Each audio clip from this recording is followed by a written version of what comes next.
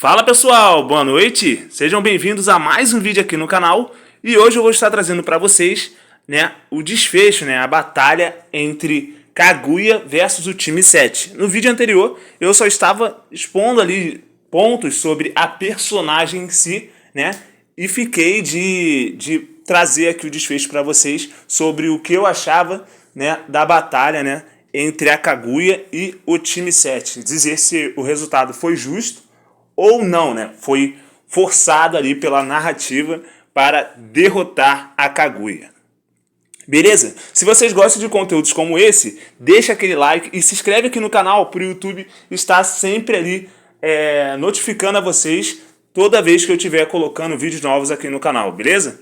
Bom, então sem mais enrolação, vamos para esse tema, que é um tema bastante polêmico, Muitos acham que o Naruto e o Sasuke, a Sakura e o Kakashi, o time 7 em geral, conseguiu a vitória devido a uma forçação do roteiro. Já outras pessoas acreditam que foi um curso natural, Foi totalmente normal a vitória, não teve forçação de barra, não teve roteiro e nem nada. A questão é, foi roteiro ou não? E esse é o ponto que eu vou estar trazendo aqui para vocês. Vamos lá. No final de Naruto Shippuden, o time 7 derrotou ninguém menos do que Kaguya Otsutsuki, a deusa do chakra. Mas como é possível que um ser tão poderoso tenha perdido para 4 ninjas humanos?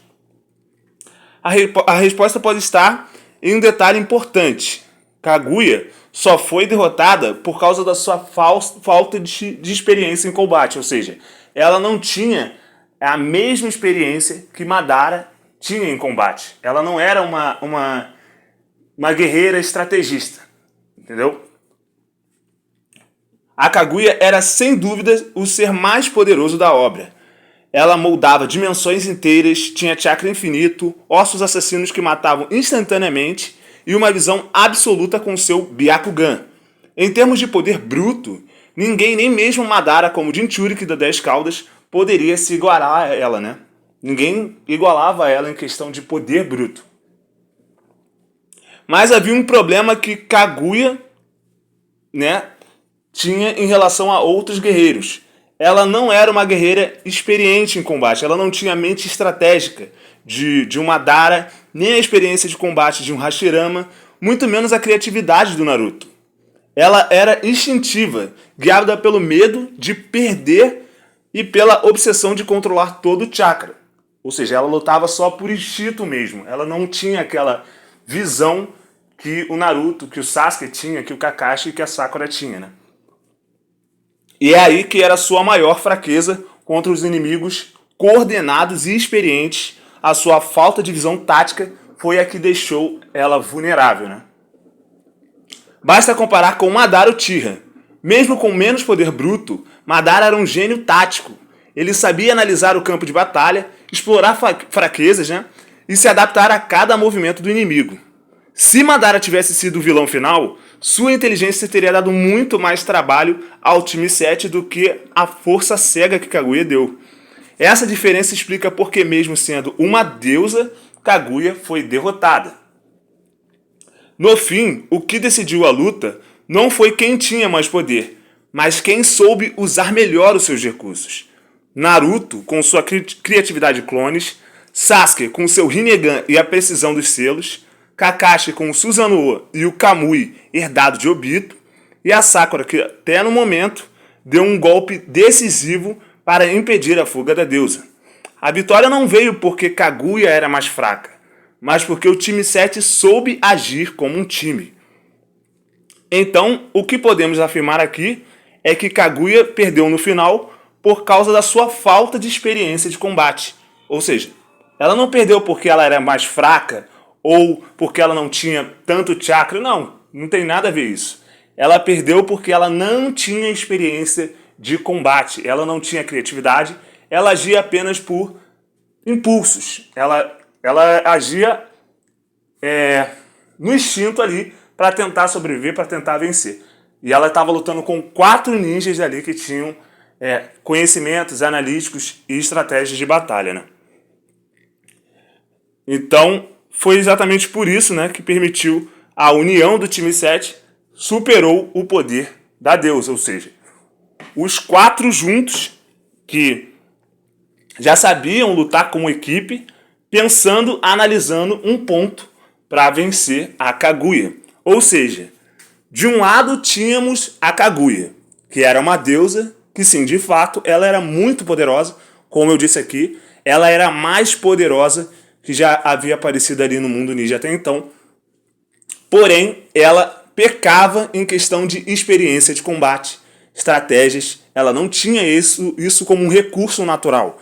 Ela não tinha a malícia do Madara de analisar os pontos fracos e os pontos fortes do seu adversário. Então, é exatamente como eu expliquei no vídeo anterior, essa era a grande diferença entre a Kaguya e o Madara. E era exatamente por isso que a Kaguya perdeu o combate, porque ela não tinha a experiência necessária. Mas aí você pode dizer, mas a Kaguya, ela tinha momentos ali que ela poderia ter feito a dimensão do gelo e tal. Aquele momento ali, ela até pensou em usar, mas por desespero, por medo, ela tentou achar uma outra saída. Ou seja, são questões da obra, são questões da personagem que se sentiu forçada no momento a tomar a decisão que tomou. Entendeu? De fora, você pode até pensar pela personagem ou pensar por coisas que o personagem, atitudes que o personagem poderia tomar. Mas não se pode ignorar a forma que a personagem pensou no momento, de forma narrativa, que eu estou querendo dizer. A personagem e os seus pensamentos estão ali bem claros. Ela se mostrou uma pessoa que, a partir do momento que ela se sentiu pressionada, ela não conseguiu pensar rápido o suficiente para conseguir agir. Então esse foi o grande problema da Kaguya, que embora fosse uma deusa, né, tinha o poder de uma deusa, né, ela não tinha o conhecimento e o raciocínio rápido para agir em momentos de grande pressão. Entendeu? Diferente do outro lado, que era o time 7, que era o Naruto, o Sasuke, a Kakashi e a Sakura. O Naruto e o Sasuke, além de serem muito fortes ali naquele momento, eles ainda tinham os poderes do Hagoromo. Simplesmente o sábio dos 6 caminhos. Cada um tinha o chakra do Hagoromo. O Kakashi tinha acabado de obter ali o Mangekyo duplo, né, o Mangekyo Sharingan do Obito. Ou seja, ele tinha o Susanoo completo, né, com o Kamui. E a Sakura, ela soube agir ali, soube enxergar uma brecha que a Kaguya deu para dar aquele golpe, né, e desestabilizar a Kaguya. Ou seja, foi uma equipe, foi um trabalho em equipe, foi um conjunto que fez a Kaguya perder. Não somente força bruta. Porque se fosse de força bruta, não teria roteiro que fosse salvar eles. Se fosse somente força bruta, não existe isso, né? Muitos personagens ali teriam perdido, né? E talvez não teria nem chegado ao ponto de ter Kaguya, se fosse enxergarmos a esse ponto. O que temos que analisar é isso. O contexto que foi trazido ali na batalha e sobre as personalidades de cada um. A Kaguya, embora fosse muito poderosa, ela não tinha a frieza para calcular, para tomar iniciativas rápidas em momentos de pressão.